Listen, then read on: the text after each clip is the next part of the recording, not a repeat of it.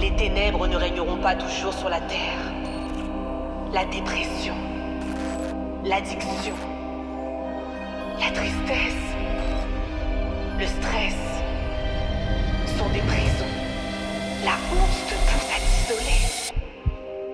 Pendant toutes ces années, tu as cherché la liberté. Ce n'est pas un hasard si tu te retrouves ici. J'ai entendu tes cris. Je t'appelle encore une fois. Ne résiste pas. Laisse-toi conduire par le son de ma voix. Je suis là, avec toi.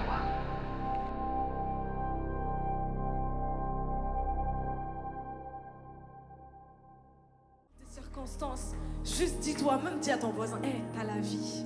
T'as la vie ce matin, t'as la vie. Ne sous-estime pas ça, t'as la vie, le souffle de vie. Et ce matin, on va le déclarer, Seigneur, tu es exalté. On va élever le nom de Jésus. Et juste reconnaître qui tu es, Jésus. Alléluia.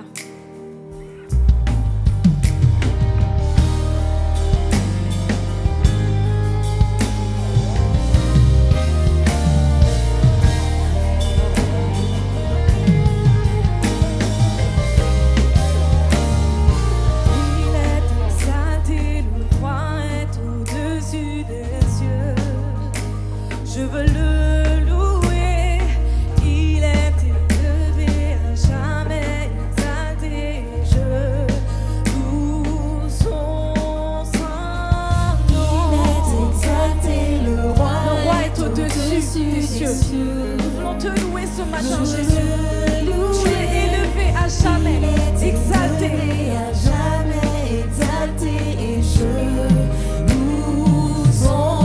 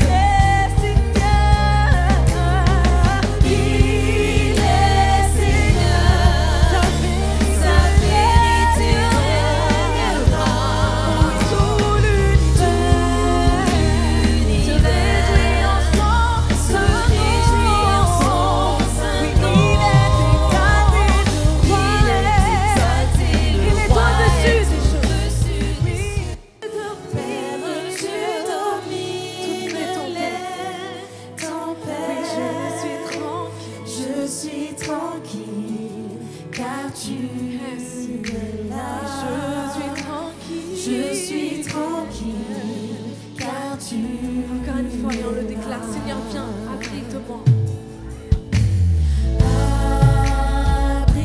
Abrite-moi, Seigneur, sous tes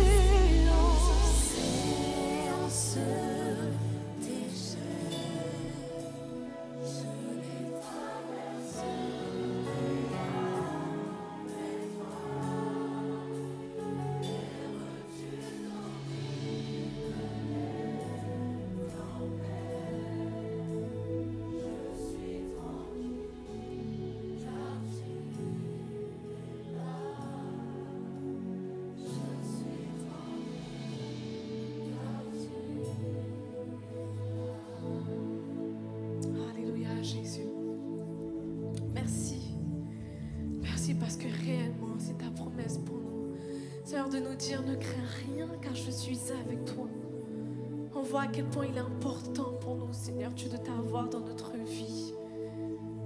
Je n'ose même pas imaginer ma vie sans toi réellement, Jésus. Que serait ma vie sans toi? Merci de m'avoir acheté un très grand prix, le sacrifice de ta croix. Là où ton sang a coulé, ton corps a été meurtri. Alléluia, Jésus.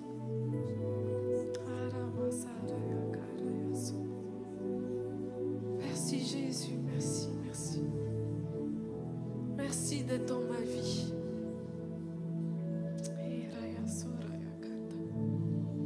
Tu es merveilleux, Jésus. Alléluia. Oh, toi, Jésus.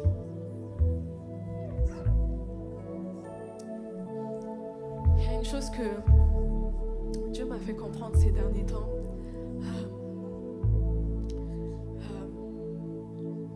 Ouais, c'est vrai que tout à l'heure, on va prendre part à la Sainte Seine et Dieu me faisait comprendre en fait concrètement comment concrétiser justement le fait que Christ a été à la croix pour moi, de comment rendre concret le fait qu'il compte pour moi. Et c'est vrai que je me disais, Seigneur, c'est la Sainte Seine, on va choisir les chants, etc. Tu vas m'inspirer, mais ce que Dieu me faisait comprendre, c'est qu'en fait, j'ai pas besoin du dimanche pour prendre ma Sainte Seine. C'est-à-dire que le sang et le corps de Jésus est disponible H24. Et ce matin, je veux qu'on prenne conscience de ça.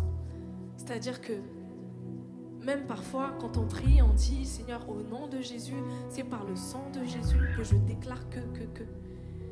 Mais en fait, vous savez que la puissance qu'il y a dans le sang et dans le corps de Jésus, on peut aussi le vivre et le manifester quotidiennement. C'est-à-dire que si tu vis des challenges, si tu vis des choses où tu sens que là, si ce n'est pas le sang et le corps de Jésus qui vient à ton secours, là c'est chaud. Donc je nous invite aussi, à travers les prochains chants, et même au culte tout simplement, la prédication, le moment qu'on va prendre part, mais je veux qu'on prenne vraiment conscience du fait que Jésus est disponible encore aujourd'hui. Il le sera encore demain, il sera mardi, mercredi, jeudi, vendredi, samedi, dimanche. Si tu sens le besoin parfois de te poser, d'avoir ce temps avec Dieu et dire, Seigneur, je veux sceller ce que je suis en train d'apprendre de toi, je veux sceller avec ce temps dans ta présence, en prenant le pain et le sang. Seigneur, au nom de Jésus et par ton sang, Seigneur, je déclare ça sur ma vie. Déclarer les vérités de Dieu en prenant part avec Christ, avec une sainte scène personnelle dans ta propre vie. Et je disais tout à l'heure que c'est fou parce que c'est ce que Dieu nous demande, c'est ce que Jésus nous a demandé. Dans sa parole, il l'a dit. Faites ceci en mémoire de moi. Il en a parlé aux disciples. Et ça, c'était avant son sacrifice. Nous, on n'a pas vu Jésus en face à face. Et pourtant, c'est ça, notre rappel du fait qu'on peut compter sur Jésus. Du fait que, peu importe les situations qu'on vit, je ne sais pas ce que tu vis dans ta vie. Moi, je sais que j'ai été confrontée à pas mal de problèmes de santé. Et à un moment donné, je me suis posée, j'ai dit, Seigneur, moi, je suis fatiguée. Je vais prendre ton corps et ton sang et je vais déclarer la guérison. Je n'ai pas besoin d'attendre de faire ça le dimanche. Parce que Jésus est encore disponible aujourd'hui. Son sacrifice est encore disponible. Je parle à quelqu'un ce matin ou pas? Alors je veux qu'on déclare. Jésus, sois le centre de ma vie. Sois le centre de toutes choses. Sois le centre de l'Église. Même remplace par le mot. Sois le centre de ma famille. Sois le centre de ma soeur. Sois le centre de mon frère. Sois le centre de mon entreprise. Sois le centre de mes challenges. Je veux penser à toi tout le temps. Pas juste le dimanche, mais quotidiennement, Jésus. Alléluia. Que Jésus soit le centre de toutes choses. Jésus soit le centre de toutes choses. Du début jusqu'à la fin, pour toujours et à jamais, sois le centre, Jésus.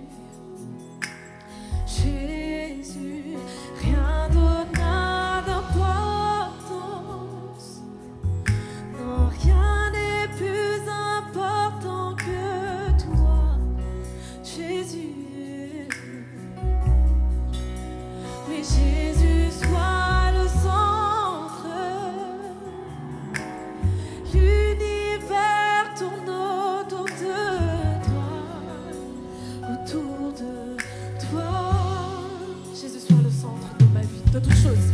Jésus soit le centre de toutes choses. Jésus soit. C'est une invitation, c'est une prière que tu fais à Dieu. Du début jusqu'à la fin. Pour toujours et à jamais, sois le centre, Jésus. Oui, Jésus. Rien d'autre n'a d'importance. Non, rien n'est plus important que toi, Jésus. Oui, Jésus soit le Jésus soit le centre. L'univers L'univers tourne autour de toi, autour de toi. On déclare Jésus soit le centre de ma vie. Jésus soit le centre de ma vie. Si c'est sincère, dis-le à Dieu. Si c'est vraiment le désir de Jésus ton cœur. soit le centre de ma vie. Du début jusqu'à la Du fin. début jusqu'à la fin.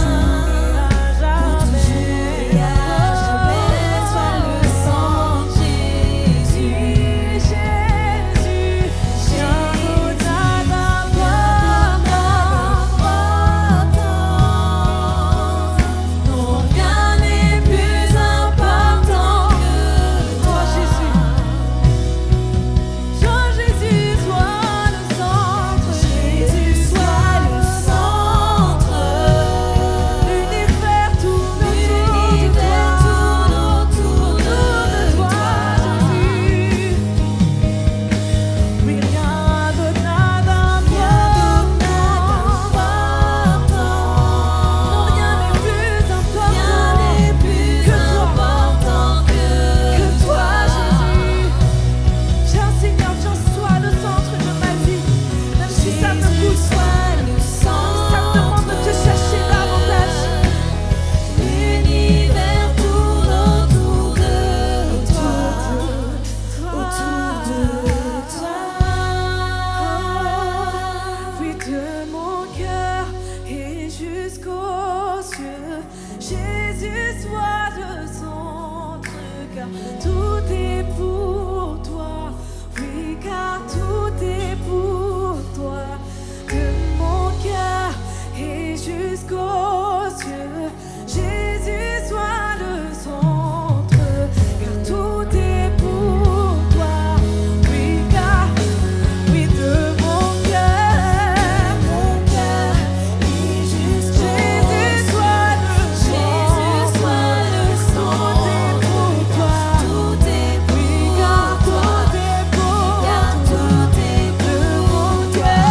De mon cœur Et jusqu'aux cieux, Jésus soit le car tout est pour toi, Jésus. Tout est pour toi, oui, car tout est pour toi. Oui, Jésus soit le centre de l'Église. Yes. Oui, Jésus soit le centre de l'Église. Tout genou fléchira et toute langue confessera que tu es Jésus, que tu es Jésus. Toute langue confessera que tu es Jésus. Tu es Jésus. Que tu es Jésus. Que tu es Jésus. Oh, que tu es Jésus.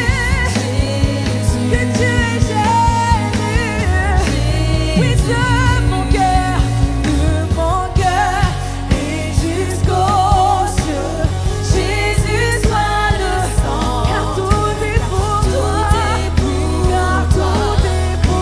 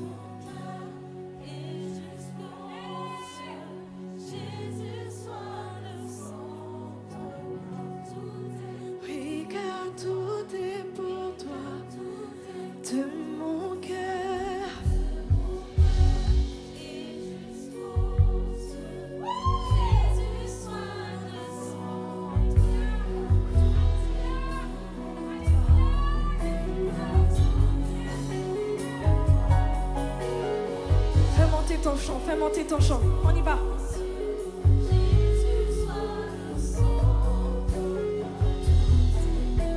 Car tout est pour toi. Oui, de mon cœur, Jésus. Mon cœur humain. Tout mon être humain. Jusqu'aux cieux, Jésus. Oui, car tout est pour toi. Oui, de mon cœur. Jésus, sois le sang, car tout est pour toi. Oui, car tout est pour toi. Car tout est pour toi. Oui, car tout est pour toi. Car tout est pour toi. Oui, car tout est pour toi. En réponse à ton sacrifice pour moi, Jésus. Car tout est pour. En réponse à ton amour pour moi, Jésus. Car tout est pour toi. Oui, car tout est pour toi.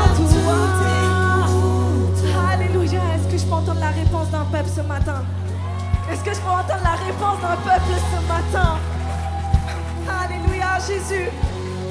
Oui, Seigneur, tout est pour toi parce que tu as tout donné pour nous. Tout est pour toi, Jésus. Tout est pour toi, Jésus. Tout est pour toi, Jésus. Alléluia. Alléluia, Jésus. Alléluia. Gloire à toi, Jésus. Alléluia.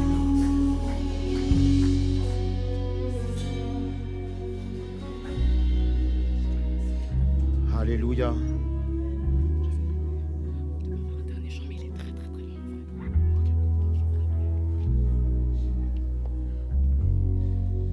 Alléluia. Est-ce qu'on peut spontanément, non pas forcément acclamer, non pas forcément pousser des cris de joie, mais simplement, spontanément peut-être prier par rapport à ça? Je ne sais pas où se situe ton cœur, où se situent nos cœurs, mais on vient de déclarer de mon cœur. Je veux que Jésus soit de tout mon cœur, je veux que Jésus soit le centre. Et avant qu'on puisse passer dans la prédication, je voudrais que ce soit vraiment la prière de quelqu'un ce matin.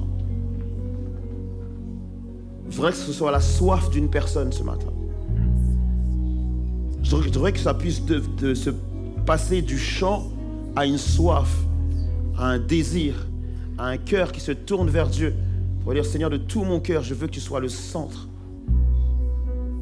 Je veux que tu sois le centre de ma vie. Je veux que tu sois le centre de mes projets.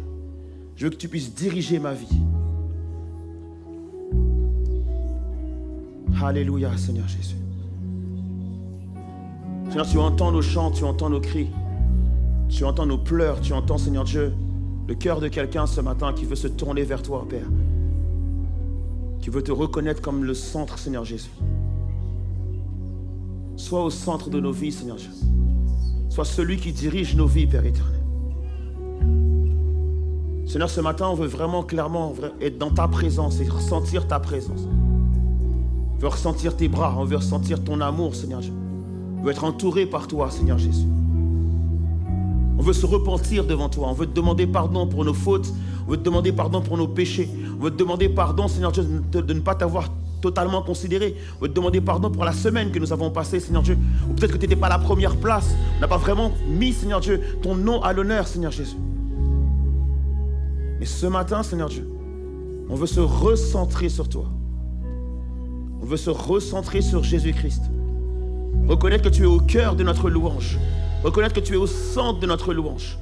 Reconnaître que tu es au centre de nos prières. Reconnaître que toutes nos actions, tout ce que l'on fait, le fait de lever les mains, le fait de pousser des cris de joie, le fait de dire Alléluia, c'est parce que tu es au centre, Seigneur Dieu. C'est pas simplement une affaire de musique, c'est pas simplement une affaire d'être conduit dans un chant, mais c'est parce qu'on veut reconnaître ce matin que tu es au centre, Seigneur Jésus, Roi des rois, de toute cette adoration, de toutes ces louanges, de tous ces cris, Père éternel, de toutes ces acclamations, Seigneur Dieu. On veut te voir au centre. Seigneur, on veut te prier ce matin afin que tout ce qui puisse être autour de toi puisse pâlir et te laisser toi seul dans la lumière, Père éternel. Seigneur, je ne veux voir que toi ce matin. Je veux que toute autre chose puisse disparaître, Seigneur Dieu. Et très souvent, lorsqu'on chante ce chant, Seigneur Dieu, on a tendance à penser aux démons, on a tendance à penser à Satan qui doit disparaître. Mais peut-être ce matin, il y a tellement d'autres choses, avant même le diable, qui doivent disparaître, Seigneur Dieu, pour te laisser la première place. Laissez nos inquiétudes, notre stress, laissez, Seigneur Dieu, toutes ces choses auxquelles on peut penser. Laissez nos priorités, Seigneur Dieu, que tout ça puisse disparaître et te laisser, toi, Jésus, la première place. Seigneur, s'il te plaît, donne-nous de pouvoir diminuer et que toi seul, tu puisses croître, Seigneur Dieu. Que seul ton nom, Seigneur Dieu, puisse être sur nos lèvres ce matin. Que seul toi sois digne d'adoration et de louange. Que toi seul puisse être digne de gloire. Alors merci pour ce moment qui prend place, où chacun d'entre nous, nous pouvons faire un pas vers toi, où nous pouvons fléchir le genou et te dire, Seigneur Dieu, nous voulons que tu sois au centre de nos vies, afin de te donner toute la gloire à toi et à toi seul. Et si tu ressens au plus profond de toi que Jésus-Christ est digne de gloire, si tu ressens qu'il est digne d'être acclamé, si tu es digne d'être ovationné, si seul lui est digne pour toi, tu reconnais au plus profond de toi qu'il est le seul qui est digne, qu'il n'y a rien d'autre que lui qui soit important pour toi. Si le nom de Jésus-Christ est important pour toi, si le nom de Jésus, tu le considères ce matin, je te prie d'adorer Jésus-Christ dans tes acclamations, dans la manière dont tu l'ovationnes, dans la manière dont tu scandes son nom, dans la manière dont tu cries son nom. Que toute la gloire te revienne, Seigneur Jésus. À toi toute la louange, Seigneur Jésus, roi des rois. Mon cœur te loue, mon âme te loue, mon cœur te chante, mon âme te chante, mes pensées te louent, mon corps te chante. Seigneur, de tout mon être, alors s'élève un chant. De tout mon être.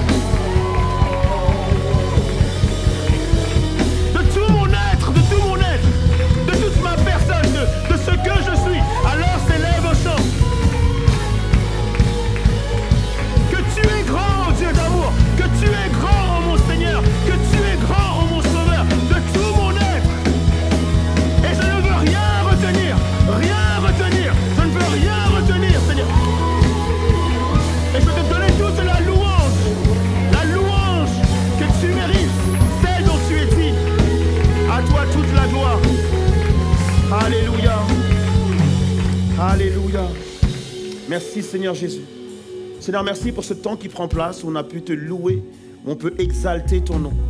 Et s'il te plaît, toi qui as une parole fraîche pour nous ce matin, que tu puisses, Seigneur Dieu, parler, Seigneur Jésus, que nous puissions t'écouter, que nous puissions t'entendre, que nos cœurs puissent être ouverts, Seigneur Dieu. Peu importe ce que tu as à nous dire, nos cœurs sont ouverts, Seigneur Jésus. Peut-être que tu as besoin de nous reprendre, peut-être que tu as besoin, Seigneur Dieu, de nous amener à tes pieds, peut-être que tu as besoin, Seigneur Dieu, de nous parler d'une manière particulière. Mais cependant, nous voulons te dire que nos cœurs sont ouverts à recevoir ta parole, Seigneur Dieu, celle qui change, qui transforme, qui renouvelle, qui restaure. Alors s'il te plaît, parle, Seigneur Dieu, et nous, tes serviteurs, nous t'écoutons dans le nom de Jésus-Christ. À toi seul soit la gloire au siècle des siècles. Amen et amen. Merci à toute l'équipe de louanges. Alléluia. Prenez place, les amis.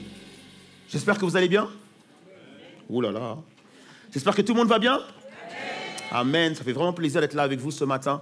Je veux quand même simplement réitérer par rapport à ce que Bunny a pu dire ce matin pour ceux qui étaient là justement un peu plus étaient là à l'heure et qui ont pu entendre, et ceux qui n'ont pas du coup entendu parce que vous n'étiez pas là à l'heure. En fait, c'est important justement de considérer l'heure. Donc le culte commence à midi. Est-ce que je dois répéter? Le culte commence à midi, ok. Alors, très souvent, et je disais ça tout à l'heure à une personne, je ne suis pas forcément de ceux qui sont le plus à l'heure. Je reconnais que je ne suis pas forcément quelqu'un qui est en général à l'heure. Je peux être en retard au travail, je peux être en retard dans différentes choses. Et donc, je ne veux pas me dire que je suis meilleur que vous à ce niveau-là. Mais cependant, je sais que la seule façon pour moi, du coup, de pouvoir être à l'heure, c'est de ne jamais viser d'être à l'heure. À chaque fois que j'ai essayé d'être à l'heure, j'ai toujours été en retard. Je ne sais pas pour vous. C'est-à-dire que le culte commence à midi. Si je cherche à venir pour midi, je serai en retard. Est-ce qu'on est d'accord avec ça ou pas? Donc je pense que l'idée derrière tout ça, c'est que les portes ouvrent à 11h30. Et à 11h30, on est déjà tous prêts à vous accueillir dès 11h30. Et je vous assure que lorsque vous venez à l'heure, c'est-à-dire que vous venez avant midi, et que vous prenez le temps de vous asseoir, de pouvoir vous saluer, de pouvoir connecter et de ne pas être pressé dans le bus ou dans la voiture parce que justement midi est arrivé, vous êtes encore dehors. Je ne sais pas pour vous si vous arrivez vraiment à prendre un vrai culte lorsque vous êtes en retard. Je ne sais pas vraiment pour vous. Est-ce qu'on est d'accord avec ça ou pas? Mais je pense que lorsqu'on est à l'heure, on est au calme, on est content, on arrive à prendre un meilleur culte. Est-ce qu'on est d'accord avec ça ou pas? Donc vraiment, je voudrais vous faire confiance par rapport à ça. Essayez de venir à l'heure.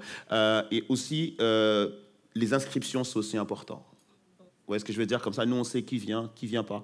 On sait comment vous accueillir, on sait comment préparer la salle, etc., etc. Ça permet aux équipes de pouvoir travailler dans la sérénité et pas forcément, justement, de devoir rajouter des chaises ou de devoir faire des changements au fur et à mesure, dans le sens où on voit des gens venir. Mais c'est bien de pouvoir le savoir à l'avance. Comme ça, on arrive à mieux s'organiser et à vous accueillir en commun. Est-ce que vous êtes bien accueillis?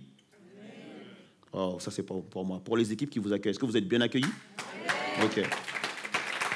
Donc, s'il vous plaît, considérez leur travail en venant à l'heure et vous inscrivant donc, sur le site à chaque fois pour venir au culte. Amen. On va pouvoir prêcher. Dimanche dernier, donc, j'ai pu apporter un message sur le fait de ne pas louper le vent. Vous vous rappelez de cela ou pas? OK. De pouvoir se positionner de sorte à ne pas louper le vent.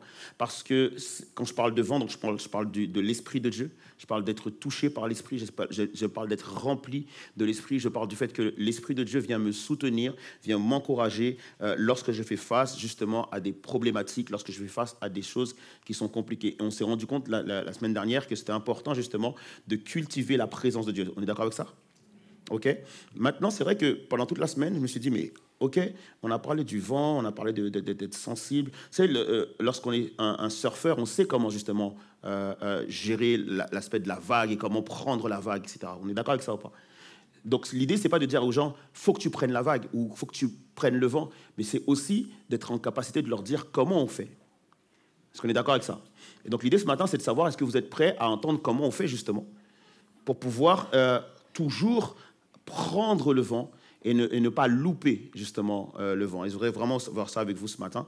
Et je pense que ce n'est pas uniquement par rapport au message de la dernière fois que cela va vous parler, mais ça va vous parler dans votre vie de tous les jours, justement à considérer cela. L'image que je voudrais prendre, c'est l'image d'une graine. Imaginez une graine que vous avez. Donc vous prenez une graine et vous allez la mettre dans la terre. Okay?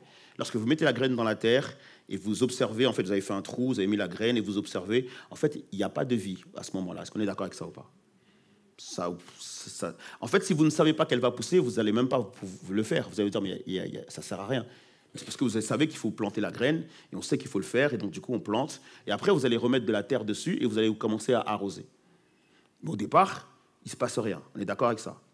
Mais plus vous allez arroser, il va se passer un phénomène où, justement, la graine va se briser, et il y a des racines qui vont pousser.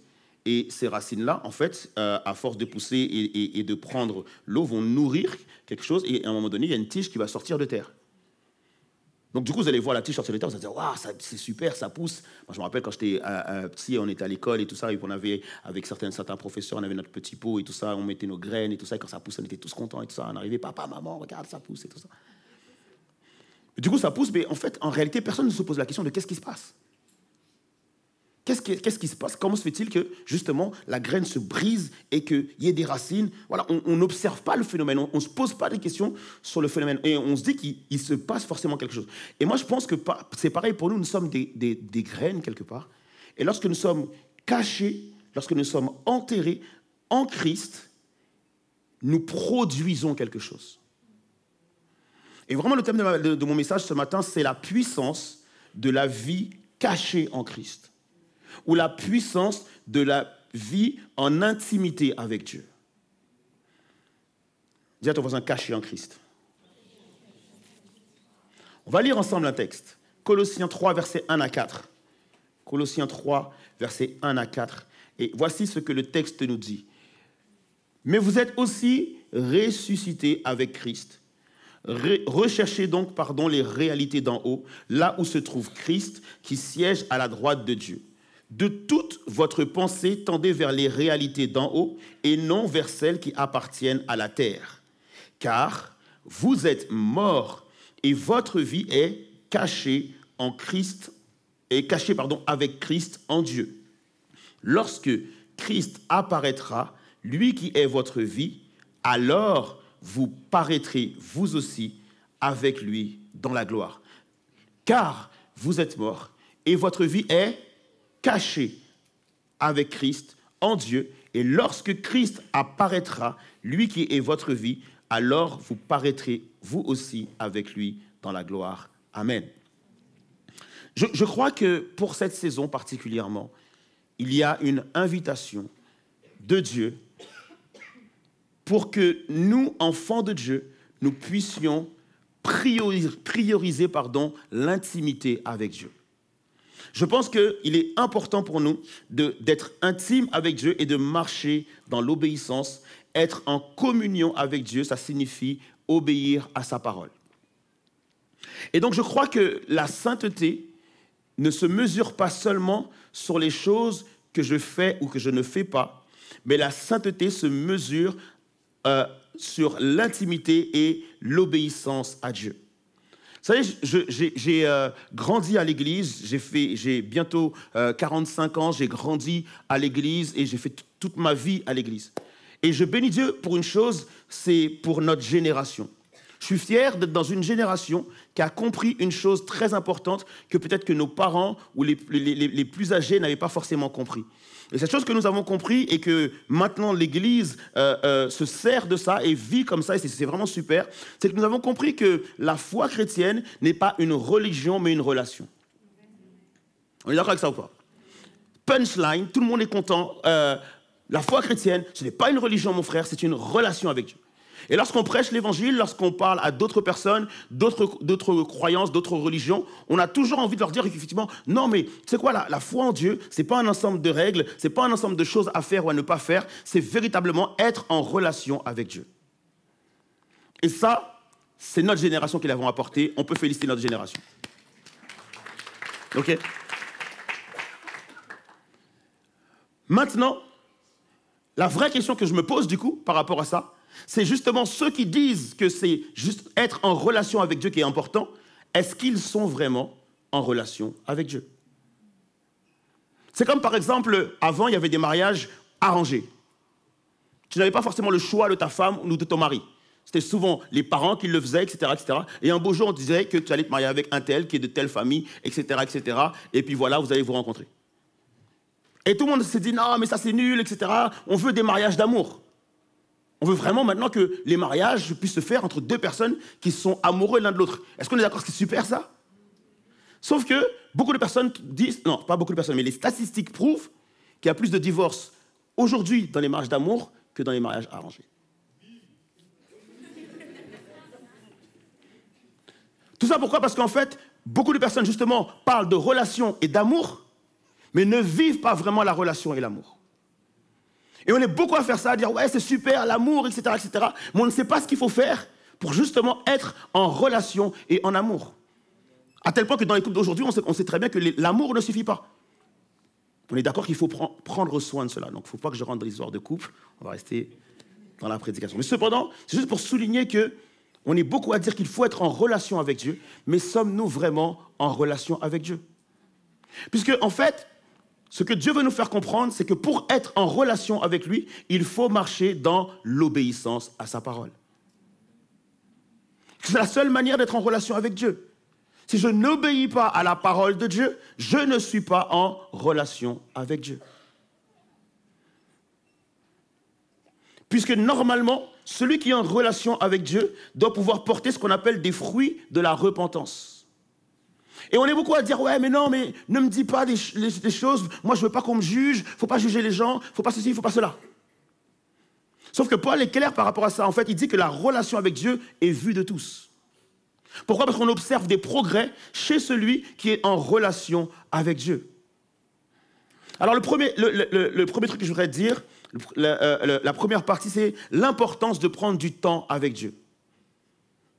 Ok, est-ce que c'est important de prendre du temps avec Dieu? Pas beaucoup d'amen, hein?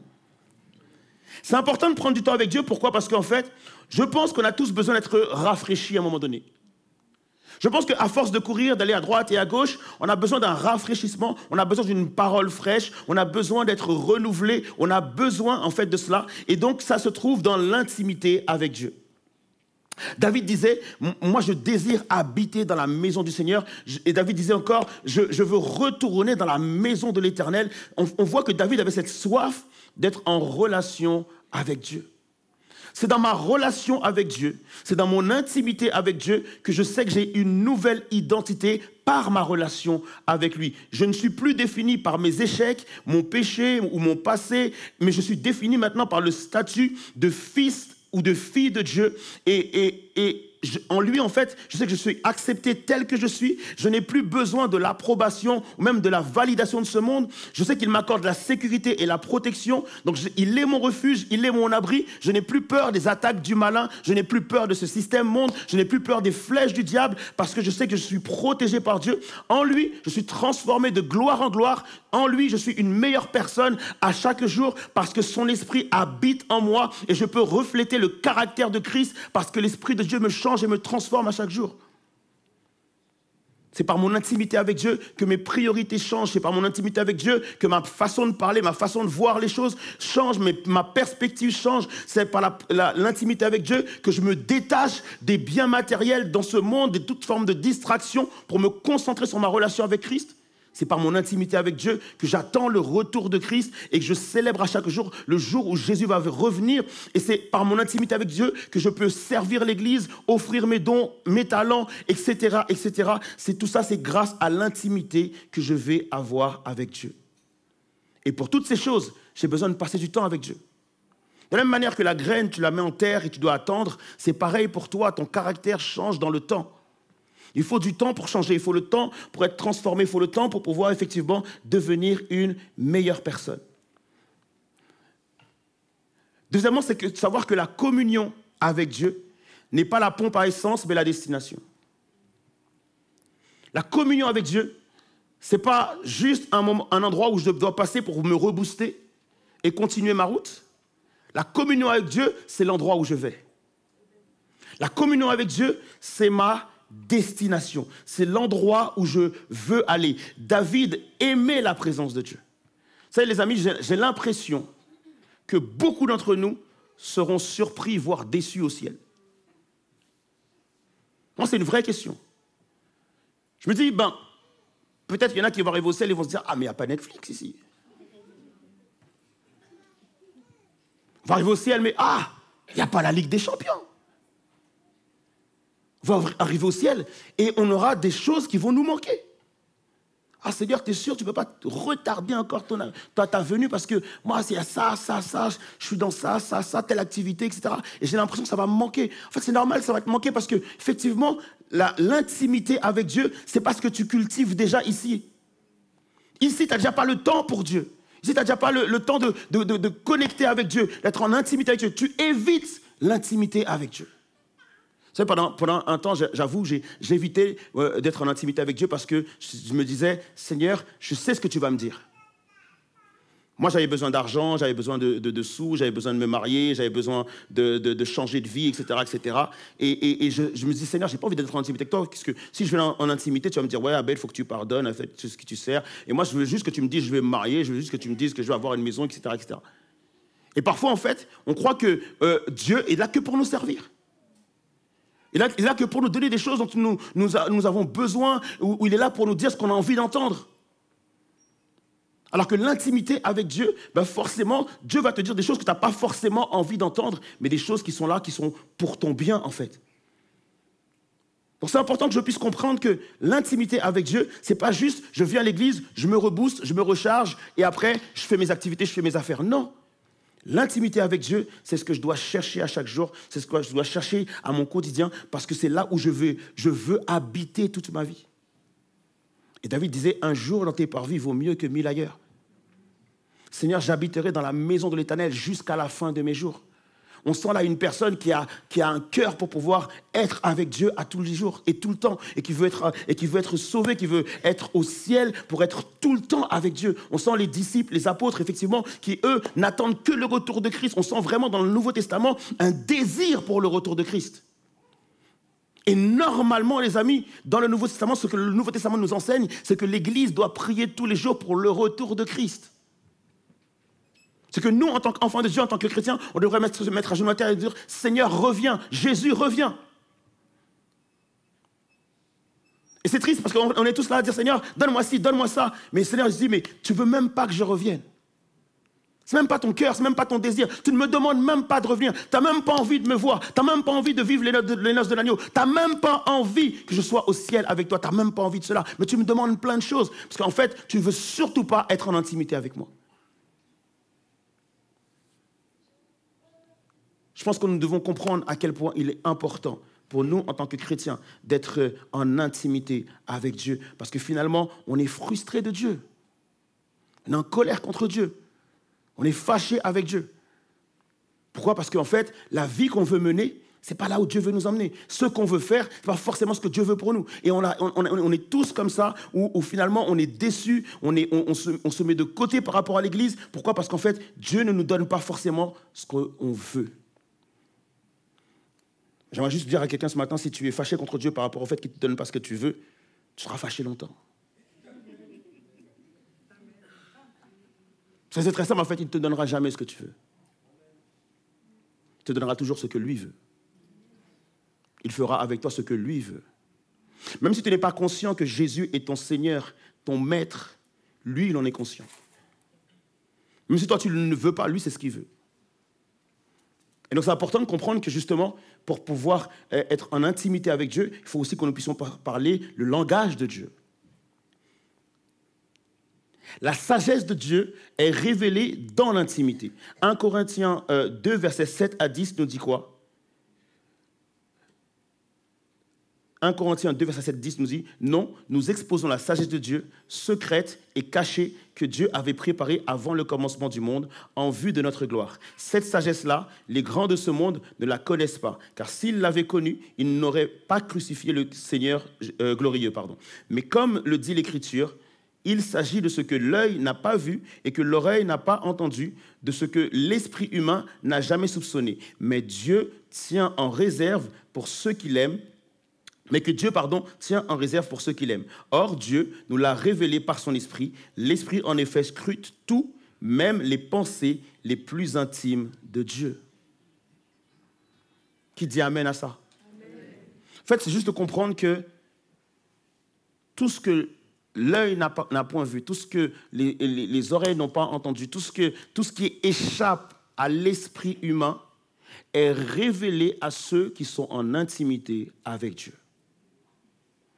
Tout ce que Dieu a prévu pour toi, tout ce que Dieu a prévu même pour ce monde, tout ce que Dieu a prévu de faire, en fait, c'est des choses qui sont dans le cœur de Dieu, que seul l'Esprit de Dieu connaît, et il les révèle uniquement à ceux qui passent du temps avec Dieu. Est-ce qu'on est d'accord avec ça ou pas? Et malheureusement, nous, en fait, on fait beaucoup attention au bruit. Nous, ce qui nous interpelle, c'est le bruit. Quand c'est grand, quand c'est bruyant, quand les gens crient, les gens parlent fort, quand il y a de l'agitation, lorsqu'il y a du monde, lorsqu'il y a beaucoup de choses qui prennent place, etc. Nous, effectivement, on aime le bruit. On aime l'agitation. Waouh, ça a l'air bien ce qui se passe là-bas. Dès qu'on voit qu'il y a du bruit, dès qu'on voit qu'il y a de l'effervescence, dès qu'on voit qu'il y a beaucoup de monde, etc., etc. Nous, on aime justement le bruit. Sauf que Dieu parle loin du bruit, loin de l'agitation, loin de tout ce que les gens peuvent voir, loin de tout ce que les gens peuvent valoriser. Dieu parle, lui, dans l'intimité. Et malheureusement, nous sommes dans un monde où tout le monde est insatisfait. Pourquoi? Parce que c'est un monde où si tu n'as pas certaines choses, tu n'es pas considéré. Okay? C'est un monde où c'est comme ça. Ça veut dire que c'est un monde où on arrive à faire des différences avec les gens en fonction de s'ils ont un iPhone ou un Samsung. C'est juste ça, en fait. C'est un monde où, en fonction de ce que tu possèdes, en fonction de ce que tu as ou de ce que tu n'as pas, en fait, on arrive à te différencier, on arrive à te cataloguer, on arrive à te mettre dans un coin simplement parce qu'il y a des choses que les gens ont et que tu n'as pas. Et malheureusement, ce qui se passe, c'est que cette mentalité vient dans l'Église. Et donc, du coup, forcément, comme cette mentalité vient dans l'Église, les gens vont être démonstratifs. Les gens vont vouloir montrer ce qu'ils ont. Les gens vont vouloir avoir l'approbation. Les gens vont vouloir que les gens les applaudissent, etc., etc. Les gens vont vouloir l'estrade. Les gens vont vouloir les paillettes. Les gens vont vouloir la lumière. Les gens vont vouloir être vus. Pourquoi? Parce qu'en fait, c'est l'esprit du monde, en fait, finalement, qui est rentré dans l'Église. Et comment se fait-il que l'Église n'arrive pas à se comporter autrement que comme le monde? C'est parce que l'Église pratique exactement les mêmes choses que le monde. Pourquoi ton collègue de travail ne se dit pas « j'ai envie de donner ma vie à Jésus-Christ » ne serait-ce qu'en te voyant, c'est parce que tu es comme lui. pratiques les mêmes choses que lui, tu fais les mêmes choses que lui, tu as les mêmes distractions, etc. Il va passer 10 heures sur son téléphone, tu passeras aussi 10 heures sur ton téléphone, voire plus. Tu es dans les mêmes travers, tu es dans les mêmes choses que lui, et bien forcément, tu vas refléter là où tu passes le plus de temps. Tu vas être fruit de là où tu passes le plus de temps. Si tu passes le plus de temps sur Insta ou sur TikTok, tu vas refléter en fait la mentalité Insta-TikTok. Et il y en a beaucoup qui n'arrivent pas à faire la différence entre la vie sur les réseaux et la vie réelle. Quand tu regardes quelqu'un sur les réseaux, tu te dis « Waouh, il a la belle vie », ça se trouve, il pleure au fond de son lit. Mais nous, on est beaucoup dans le m'as-tu vu, on est beaucoup dans tout ça, et ça amène justement dans l'église les comparaisons, ça amène la jalousie, ça amène un tas de choses dans l'église. Pourquoi? Parce qu'on est trop focus par rapport au m'as-tu vu. Et on ne se pose jamais cette question. C'est-à-dire qu'on va voir des gens performer, des gens faire des miracles, des gens faire des prodiges. On va avoir des prédicateurs qui vont avoir des super messages, qui vont mettre plusieurs images, des manières de te transmettre le message. Tu vas te dire, waouh, ce gars-là, il prêche trop bien, etc., etc. Mais à aucun moment, tu te demandes si Dieu prend plaisir dans ce qu'il fait.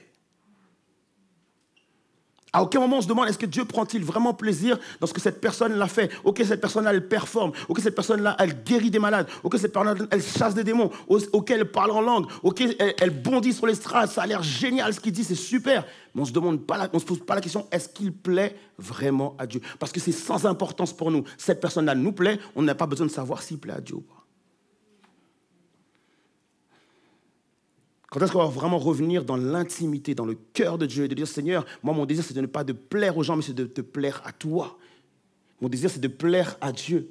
Et moi, bien sûr, je suis pentecôtiste, bien sûr, je suis charismatique. Je serai le premier à me lever pour pouvoir prier fort, pour pouvoir déclarer des choses, pour pouvoir prophétiser, pour pouvoir parler en langue, etc., pour pouvoir chanter, louer, être exalté, bondir de joie. J'aime aussi tout le côté démonstratif.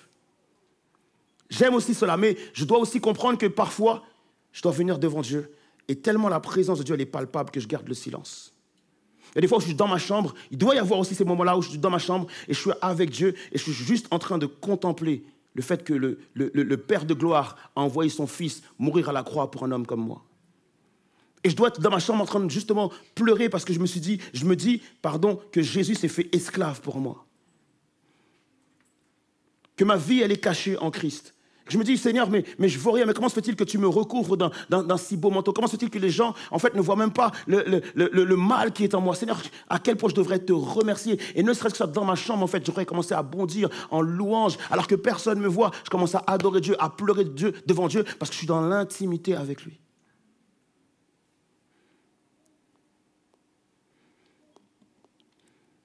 Ce texte, en fait, dit que finalement, ma véritable vie, ma vraie vie, elle est cachée en Christ.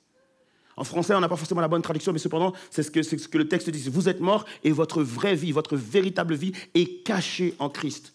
D'autres termes, effectivement, on mène tous des vies différentes en fonction de avec qui tu es, qui tu rencontres, etc., avec qui tu parles. Des fois, tu changes même de vie, de personnalité. Des fois, tu es obligé de t'adapter, etc., etc. Mais ta véritable vie doit être cachée en Christ.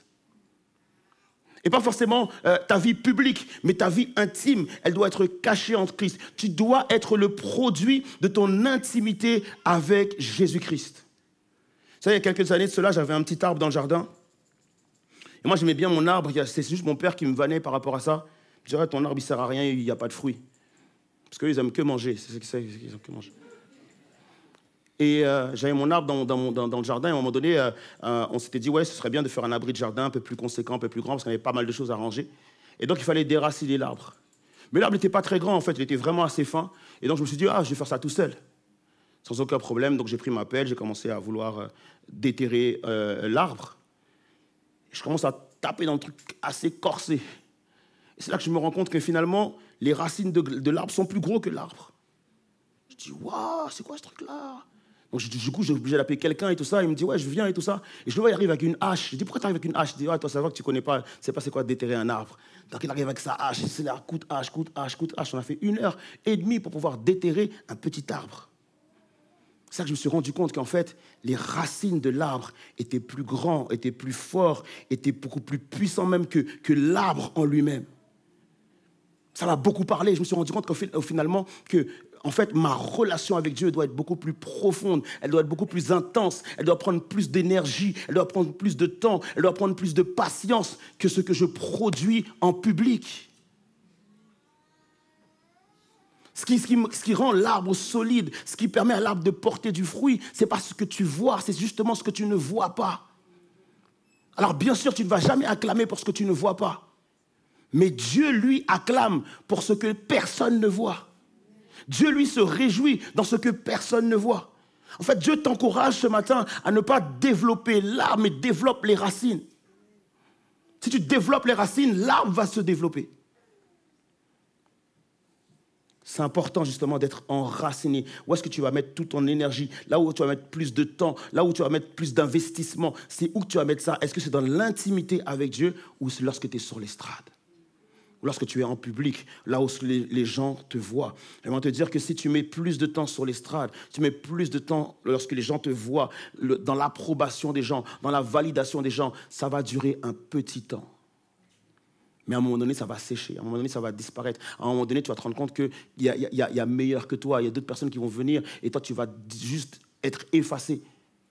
Parce qu'en réalité, c'est dans l'intimité avec Dieu qu'il faut mettre plus de temps. Est-ce qu'on est d'accord avec ça ou pas? Vous savez, je sais qu'on est tous on est pentecôtistes. En tout cas, l'Église a une tendance pentecôtiste.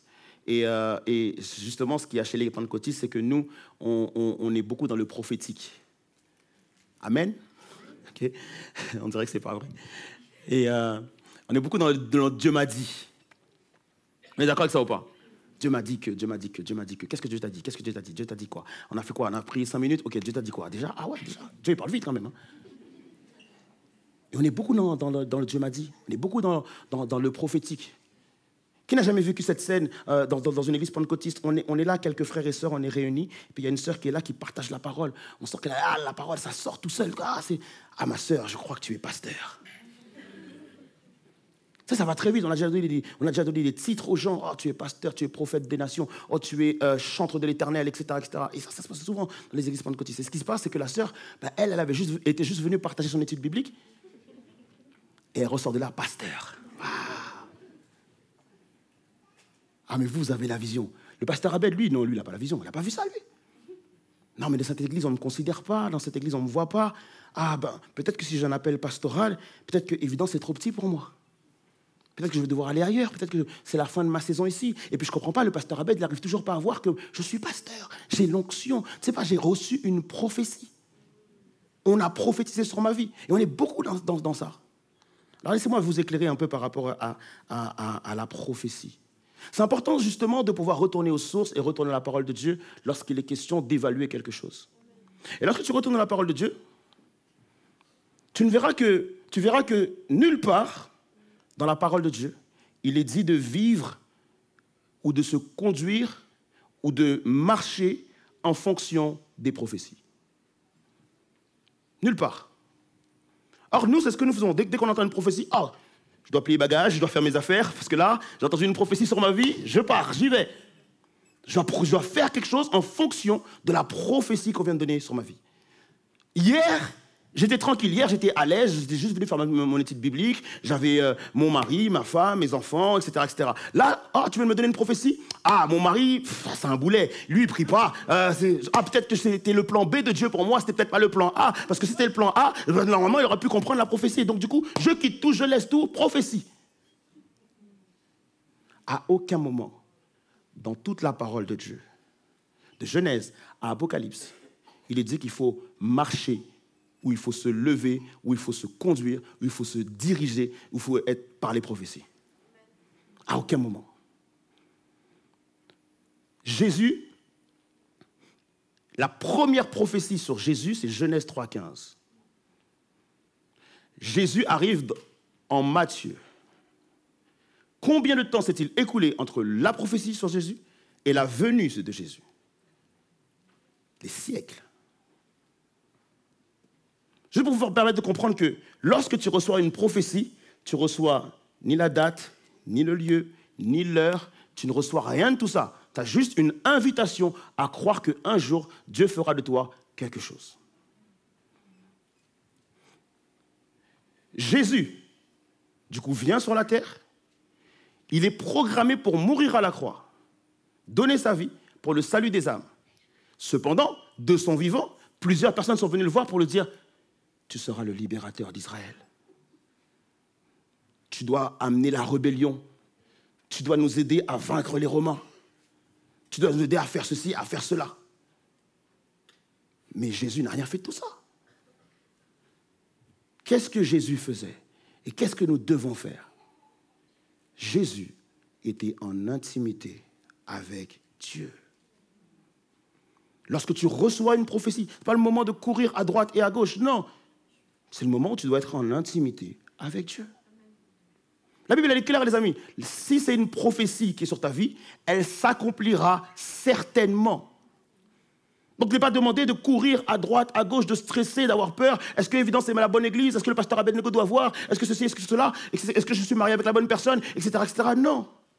La seule chose que tu dois faire, c'est de dire, Seigneur, ok, je reçois ton invitation, je rentre dans la prière, je reste dans ta présence, je reste en intimité avec toi, et lorsque la prophétie devra s'accomplir, elle s'accomplira. Ah, mais comment on fait ça s'accomplit pas? Parce que ce n'était pas une prophétie, mon ami. C'est aussi simple que ça. Et donc, nous devons comprendre que nous n'avons pas à bouger, à courir à droite, à gauche par rapport à ça. Mais si on le fait, les amis, c'est parce qu'on est beaucoup plus intéressé par la prophétie que celui qui envoie la prophétie. On est beaucoup plus intéressé à dire, Seigneur, je veux être prophète des nations pour toi. À quel moment Dieu t'a dit, tu devrais être prophète des nations pour moi? Tu ne passes même pas de temps avec moi. De qui tu vas parler, en fait? De qui tu vas parler? Tu vas parler de toi. Tu vas parler de toi. Ah, vous savez pas, l'année dernière, j'étais en prière, Dieu m'a révélé, Dieu m'a dit. Seigneur dit, ah ouais, quel Dieu? De qui tu parles?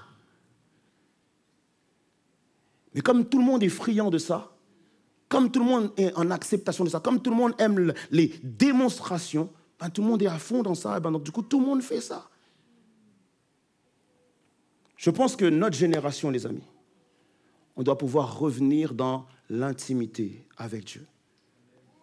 On doit pouvoir chercher la face de Dieu, revenir dans l'intimité avec Dieu. Pourquoi? Parce que nous avons tous besoin d'une couverture.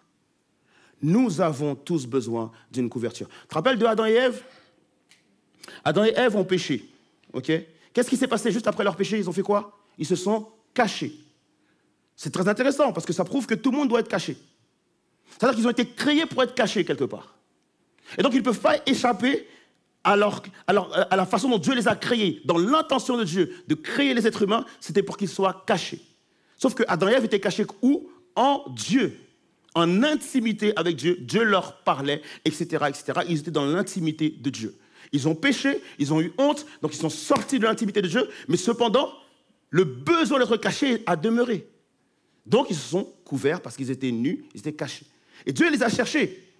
Et lorsque Dieu les a trouvés, il leur a dit, Adam, t'es où? Seigneur, je suis là, mais je suis caché parce que je suis nu. Est-ce que Dieu leur a dit, non, tu ne dois pas être caché? Non. Il a dit, je sais que tu dois être caché. Et qu'est-ce que Dieu a fait, lui? Il a dit, ok, je sais que tu dois être caché, mais au lieu de te couvrir de ces feuilles de figuier, moi, je vais te couvrir d'autres choses. Donc, Dieu a pourvu à des animaux afin que Adam et Ève puissent se couvrir en peau de bête.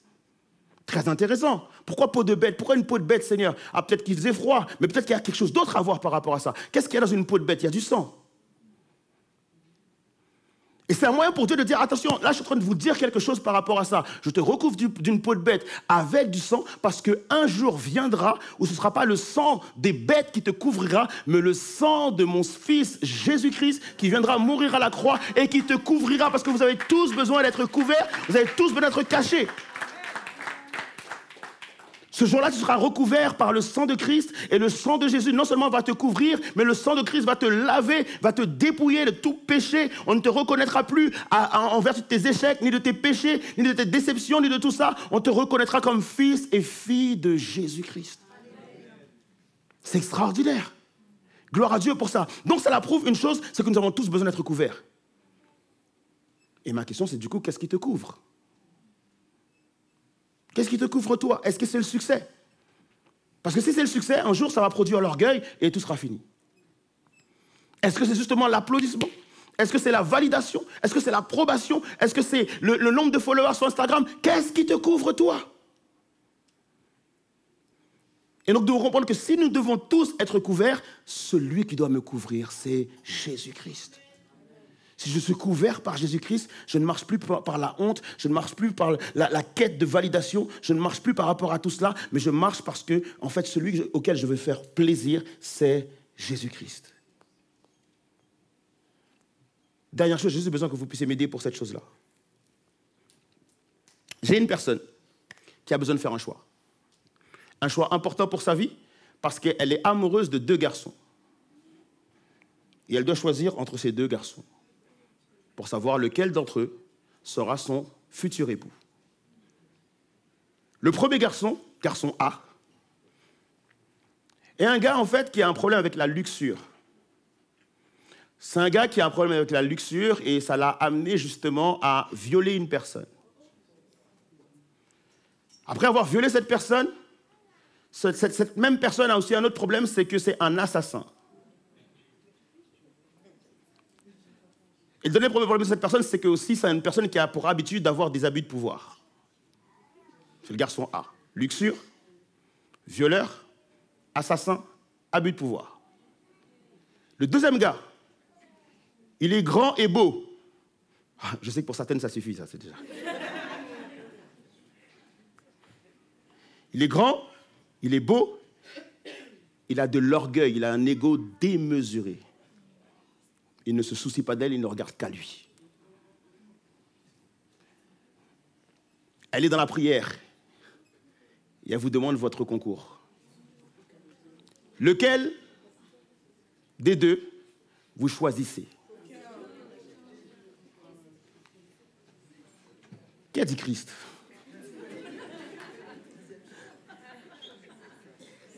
Lequel des 2 vous choisissez? Ok. Il faut en choisir un. À l'applaudimètre, ok. D'accord. Que ceux qui choisissent le garçon A applaudissent. Ok. Que ceux qui choisissent le garçon B applaudissent.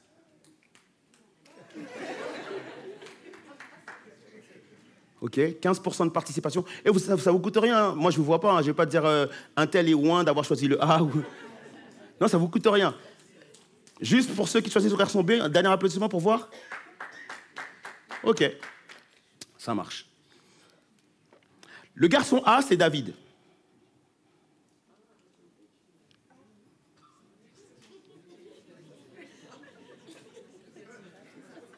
Le garçon B, c'est Saül. D'ailleurs, c'est intéressant de voir qu'il y a eu très peu d'applaudissements au final, parce que c'est la preuve qu'aucun d'entre nous n'est vraiment capable de choisir celui que Dieu choisit. Très intéressant de voir ça. Parce qu'en fonction de nos critères, en fonction de ce que nous on voit, en fonction de ceci, cela, on ne peut pas dire à quelqu'un t'es pasteur, t'es apôtre, t'es ceci, t'es cela. Arrêtez de faire ça. On est tous humains charnels et on pousse des gens à faire n'importe quoi parce qu'on les emmène là où il ne faut pas aller. Ça, c'est la preuve tangible qu'on ne peut pas choisir pour les gens. Cependant, Dieu, lui, peut choisir. Et Dieu a choisi David. Tu te dis, waouh, Dieu, quand même, la liste, elle est où? Et Dieu a choisi David. Pourquoi Dieu a choisi David? Parce que Saül, c'est vrai, il n'a jamais fait de crime, il n'a jamais tué quelqu'un, il n'a jamais violé personne.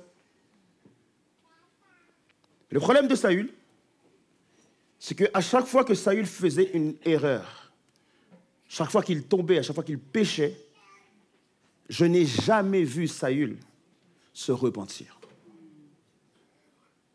Jamais vu Saül en intimité avec Dieu. Bien au contraire, Saül, lui, tout ce qui l'intéressait, c'est l'applaudimètre, justement.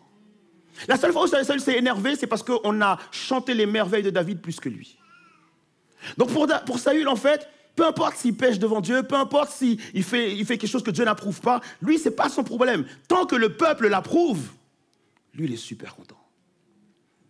Saül n'a rien à faire de la présence de Dieu, de l'intimité avec Dieu. Saül est en intimité avec lui-même. Vous voyez ce que je veux dire? C'est son ego seulement. David, lui, n'est pas parfait du tout. Il n'est pas parfait du tout. Il est peut-être comme vous et moi, il n'est absolument pas parfait, criminel. Parce qu'il faut que je raconte la liste, forcément. Pourquoi il est violeur? Parce que Bathsheba, c'est un viol. Ce n'est pas une relation consentante, c'est un viol. Et après avoir violé Bathsheba, elle est enceinte. Uri ne veut pas tenir avec sa femme, donc du coup, il commet un meurtre. Ce meurtre en abus de pouvoir. Pourquoi? Parce qu'en fait, il est le roi à ce moment-là. Donc il demande à quelqu'un d'être son bras armé et d'aller faire tuer Uri. Le gars est obligé de s'exécuter parce que c'est le roi David. D'autres termes, il dit c'est Uri ou moi. Cependant, Dieu dit que David est un homme selon mon cœur. Pourquoi? Parce que David connaît l'importance de l'intimité avec Dieu. Et Dieu choisit David, pourquoi? Parce qu'il dit que David n'est pas parfait. Et moi-même, je le sais. Je connais le cœur de David, je connais les péchés de David, je connais la vie de David. Cependant, à chaque fois, David vient dans ma présence. David vient en intimité avec moi et me donne l'occasion à chaque fois de nettoyer son cœur, de laver son cœur, de restaurer son cœur, de changer ses pensées. En fait, David n'est pas parfait, mais il est le seul à me permettre, moi, Dieu, de le rendre meilleur. Et c'est juste pour ça que je l'ai choisi. Dieu veut te choisir, toi. Dieu veut t'emmener quelque part. Mais est-ce que tu seras Saül? Ton ego, ce que tu veux, ce que tu as envie, ton mood, quand tu as le temps, quand tu peux? Ou est-ce que tu vas être en intimité avec Dieu? Dans un endroit où le Seigneur peut travailler ton cœur. Dans un endroit où le Seigneur peut restaurer ton cœur. Dans un endroit où le Seigneur peut vraiment te renouveler. Est-ce que tu vas être capable de faire comme David? Je sais que je ne suis pas parfait. Mais Seigneur, purifie-moi. Purifie-moi avec l'hysope. Et je serai pur. Seigneur, pardonne mon péché et pardonne mes iniquités. Je sais que tu me connais. Je suis pécheur et ma mère m'a conçu dans le péché.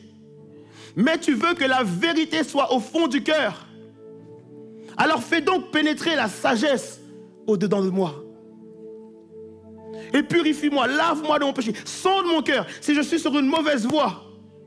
Conduis-moi dans le sentier de la vérité.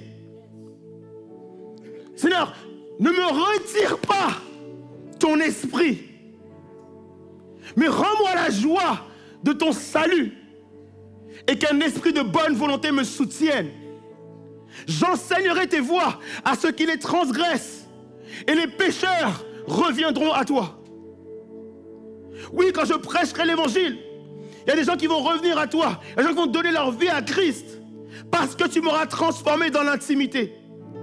Je ne suis pas parfait, je ne suis pas parfaite, mais Seigneur, tu vois mon cœur, tu connais mes pensées, tu vois mon rêve de te servir, tu vois à quel point je suis déterminé à te servir, tu vois à quel point je t'aime. Je sais que je tombe à chaque fois et je commets les mêmes péchés, les mêmes iniquités. Je suis coupable, je ressens ma culpabilité, je ressens ma honte, mais couvre-moi de ton sang, le sang que tu as versé à la croix, et couvre-moi, couvre mes péchés, que ta grâce puisse surabonder.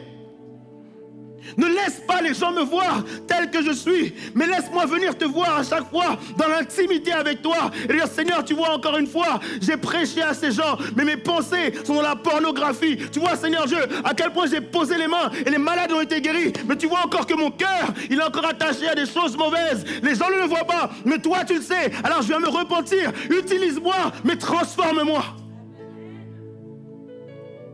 Il y a beaucoup d'hommes de Dieu, les amis, que tu n'auras jamais mis sur une estrade. Mais Dieu l'a fait parce que tu vois les gens, mais tu ne connais pas leur cœur. Tu ne connais pas leur intimité avec Dieu. Arrête de juger les gens. Arrête de te dire, ah, regarde un tel, il a divorcé. Regarde un tel ce qu'il a fait. Regarde un tel, il a trompé sa femme. Regarde un tel, ceci, cela. En fait, tu vois les gens, mais tu ne connais pas leur intimité avec Dieu. Et j'ai envie de te dire ce matin, ce qui est plus important, ce n'est pas ce que tu vois, mais surtout l'intimité avec Dieu. Au lieu de juger les gens, toi commence à être en intimité avec Dieu. Parce que ce qu'il fait avec eux, il est capable de le faire avec toi à partir du moment où tu seras en intimité avec lui. Il y a une puissance dans l'intimité avec Dieu. Il y a des cœurs qui changent dans l'intimité avec Dieu. Il y a des vies qui sont transformées dans l'intimité avec Dieu. Lorsque tu es en intimité avec Dieu, Dieu te rend capable. C'est ce que Jésus dit. Enferme-toi dans ta chambre et prie le Père. Prie le Père, cherche le Père, prie le Père. Et lui rendra cela public. Le miracle qu'il y a dans ta chambre, il rendra cela public. Moi, je suis déterminé, Seigneur, à ce qu'il se passe beaucoup plus de grandes choses dans ma chambre que sur l'estrade. Je suis déterminé, Seigneur, à passer plus de temps avec toi dans ma chambre que sur l'estrade. Je suis déterminé, Seigneur, à passer plus de temps, plus d'énergie, à mettre plus de moi dans ma chambre avec toi que sur l'estrade. Seigneur, je suis déterminé à vivre une vie en intimité avec toi. J'ai envie, Seigneur Dieu, de temps en temps de prendre du temps à part pour toi. Vous savez les amis, ici c'est vrai qu'on a 3 semaines de jeûne à chaque année, mais est-ce que toi tout seul, tu te dis je dois prendre ce temps et le mettre à part pour jeûner? J'ai beaucoup d'activités, beaucoup de choses à faire, beaucoup de sollicitations, beaucoup d'endroits où aller, mais est-ce que tu prends du temps à part pour être en intimité avec Dieu, pour tout éteindre, pour éteindre ton portable, etc. Comment se fait-il que ton portable te connaisse plus que Dieu? Comment se fait-il que ton portable a plus de relations avec toi que Dieu? Comment se fait-il que tu connais mieux ton téléphone que Dieu? Comment tu fais pour connaître mieux la vie de certaines personnes que Dieu? Parce que tu n'es pas en intimité avec Dieu. Il est temps que tu reviennes en intimité avec Jésus-Christ. Je sais que j'ai pas assez de temps pour pouvoir plus te parler de ça. Je voudrais juste qu'on puisse se lever ensemble par rapport à ça. Juste de te demander, juste d'être honnête. Juste d'être honnête avec toi-même ce matin. Dans quel camp es-tu? Est-ce que tu es dans le camp de ceux qui sont intimes avec Dieu ou est-ce que c'est dans l'autre camp? Tout simplement ça. Est-ce que tu es dans le camp de ceux qui sont intimes avec le Seigneur, de ceux qui passent du temps avec Dieu? Parce que si tu as compris le message, tu devras comprendre que le temps que tu passes avec Dieu, ce n'est pas pour Dieu, mais pour toi. Même si c'est Dieu qui réclame, même si c'est Dieu qui te cherche, comme il a cherché Adam, comme il a cherché Ève, même si c'est Dieu qui te cherche pour te couvrir de son manteau, même si c'est lui qui te cherche, en fait, il te cherche parce qu'il sait à quel point c'est important pour toi d'être couvert. Alors, j'aimerais que tu puisses faire cette prière à Dieu. Seigneur, j'ai besoin de ta couverture. J'ai besoin d'être caché en toi. J'ai besoin d'être en intimité avec toi. J'ai besoin que ma vie, Seigneur Dieu, soit cachée en toi. J'ai besoin de retrouver l'intimité avec toi. Et si tu as besoin de te repentir ce matin, n'hésite pas à le faire. Dis, Seigneur, je te demande pardon. De ne pas être assez intime avec toi, de ne pas assez te chercher, de ne pas assez te connaître, de ne pas assez, Seigneur Dieu, être dans ta présence. Seigneur, je te demande pardon pour m'être détourné de toi, pour m'être détaché de toi, pour pouvoir t'avoir mis au rebut, pour pouvoir t'avoir mis, Seigneur Dieu, vraiment comme dernière roue du carrosse. Seigneur, j'ai besoin de renouer mon intimité avec toi. Il y a une puissance dans l'intimité. Il y a une puissance dans l'intimité avec Dieu. Il y a une puissance pour toi dans l'intimité avec Dieu. Il y a une puissance de transformation. Il y a une puissance de restauration. Il y a une puissance de révélation. Il y a une puissance dans l'intimité avec Dieu. Et je veux que quelqu'un puisse aller chercher l'intimité avec Dieu ce matin. Que tu puisses poser ce matin une première pierre par rapport à ton intimité avec Dieu pour dire, Seigneur Dieu, en fait, c'est l'année 2025 dépendra de mon intimité avec toi. Ma nouvelle saison dépendra de mon intimité avec toi. L'Esprit de Dieu qui va souffler sur moi dépend de mon intimité avec toi. Seigneur Dieu, les exploits que je vais pouvoir accomplir dépendent de mon intimité avec toi. Seigneur Dieu, mon mariage dépend de mon intimité avec toi. Mes enfants dépendent de mon intimité avec toi. Ma maison dépend de mon intimité avec toi. Ma famille dépend de mon intimité avec toi. Tout ce que j'entreprends, tout ce que je veux faire, tout ce que je veux établir, tout ce que je veux mettre en place, tout cela dépend de mon intimité avec toi. Que j'arrête de construire sans toi, que j'arrête, Seigneur, d'avoir des visions sans toi, que j'arrête d'avoir des rêves et des désirs dont tu n'es pas dedans. Mais Seigneur Dieu, s'il te plaît, conduis-moi dans l'intimité avec toi. Je veux que mes rêves soient les tiens. Je veux que mes rêves, Seigneur Dieu, émanent de ton cœur. Je veux que mes désirs, Seigneur Dieu, émanent de ton cœur. Parce que la parole dit, fais de l'Éternel tes délices et il te donnera ce que ton cœur désire. Mais toi tu prends la deuxième partie en oubliant la première. La première c'est fais de l'Éternel tes délices. Alors Seigneur Dieu, change mon cœur, conduis-moi ce matin à être en intimité avec toi.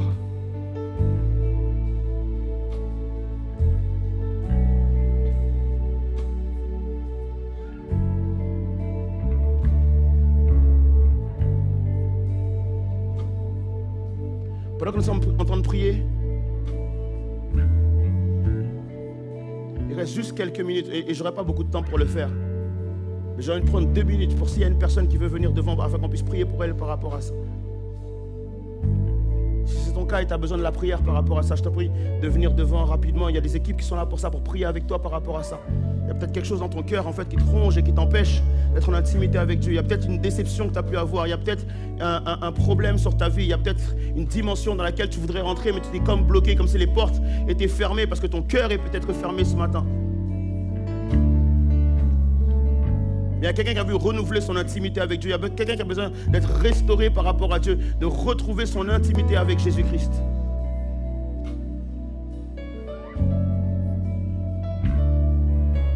Tu as peut-être juste besoin de faire un pas de foi ce matin. Si tu fais un pas vers Dieu, Dieu en fera 10 vers toi.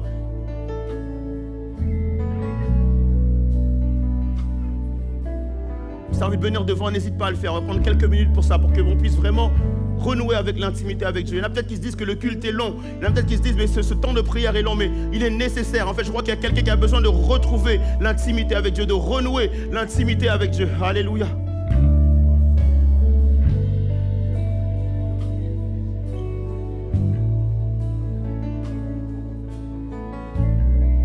Comme des choses qui ont besoin d'être déverrouillées dans ta vie. Il y a comme des choses qui te portent, et ce qui te porte, ce n'est pas Dieu. Tu es certainement porté par tes peurs, tu es porté peut-être par tes angoisses, tu es peut-être porté par tes craintes, tu es peut-être porté même par la colère, tu es peut-être porté par la haine, tu es peut-être porté par la division, tu es peut-être porté par plein de choses autres que Dieu. Et ce matin, Dieu veut te décharger de toutes ces choses-là, afin que tu sois porté par lui, afin que tu sois conduit par lui, afin que tu sois dirigé par lui, afin que ta vie puisse prendre une nouvelle orientation, afin que ta vie puisse prendre quelque chose, un nouveau départ.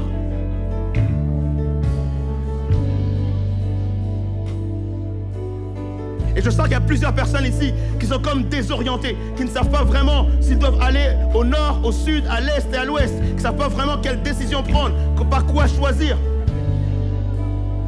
Tu n'es peut-être pas obligé de venir devant, mais là à ta place, tu peux te mettre à genoux et te dire Seigneur, effectivement, j'ai l'impression d'être perdu. J'ai l'impression, Seigneur Dieu, que les choses ne se passent pas comme je l'avais prévu. J'ai l'impression, Seigneur Dieu, que les choses ne tournent pas dans le sens que j'avais prévu.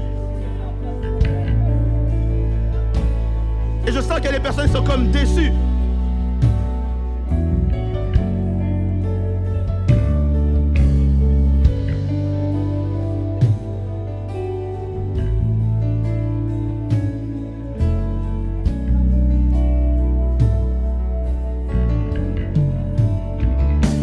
Alléluia.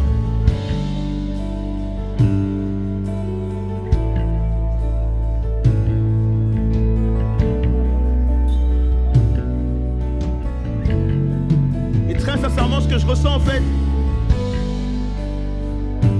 c'est que tu as besoin de te repentir pour de vrai. Tu as besoin de te repentir pour de vrai.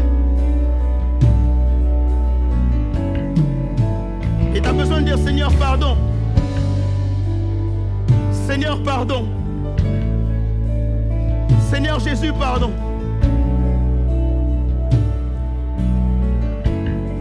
Et même si je ne sais pas quoi dire de plus,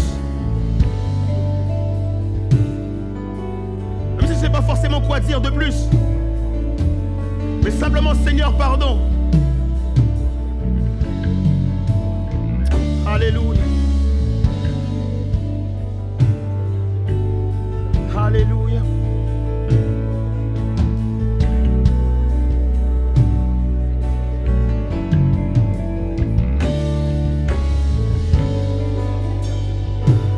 Alors qu'on a cette vague de repentance.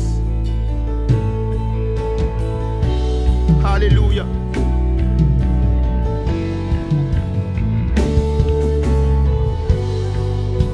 Pendant que tu pries pour la repentance, pour dire Seigneur, je veux répandre mon cœur devant toi.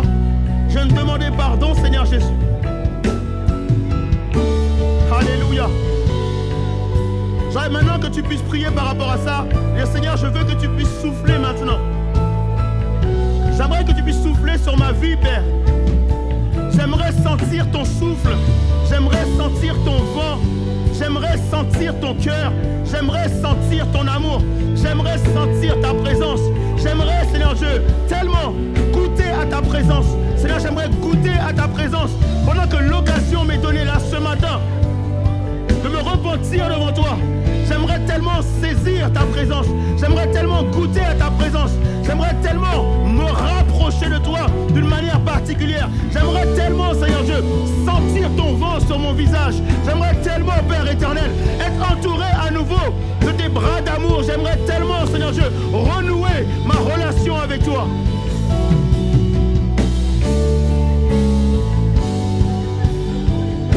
Alléluia. Il y a comme une joie dans le ciel qui prend place. Il y a comme une joie dans le ciel qui prend place. Il y a comme le cœur de Dieu qui se réjouit de voir que ses enfants reviennent à lui, reviennent à la maison, reviennent à se connecter, reviennent à demander pardon. Et alors, Seigneur, j'ai besoin de sentir à nouveau, Seigneur Dieu, ce qui me donnait envie de te servir, ce qui me donnait envie de servir les autres, ce qui me rendait, Seigneur Dieu, joyeux. Alléluia.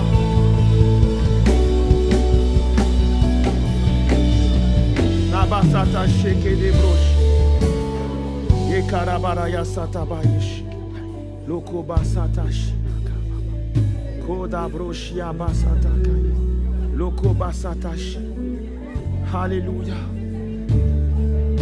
Merci Jésus. Alléluia. Au nom de Jésus. Alléluia. Oui, Saint-Esprit. Alléluia. Que ta présence puisse être palpable dans ce lieu, Père. Tu vois ces cœurs qui se tournent vers toi, Seigneur Jésus. Tu vois ces âmes, Seigneur Dieu, qui ont besoin d'être remplies par toi, Seigneur Dieu. Tu vois toutes ces personnes, Seigneur Dieu, qui se consacrent à toi ce matin. Manifeste ta présence, Papa. Alléluia. Au nom de Jésus. Alléluia. Alléluia. Alléluia. Alléluia. Merci Seigneur.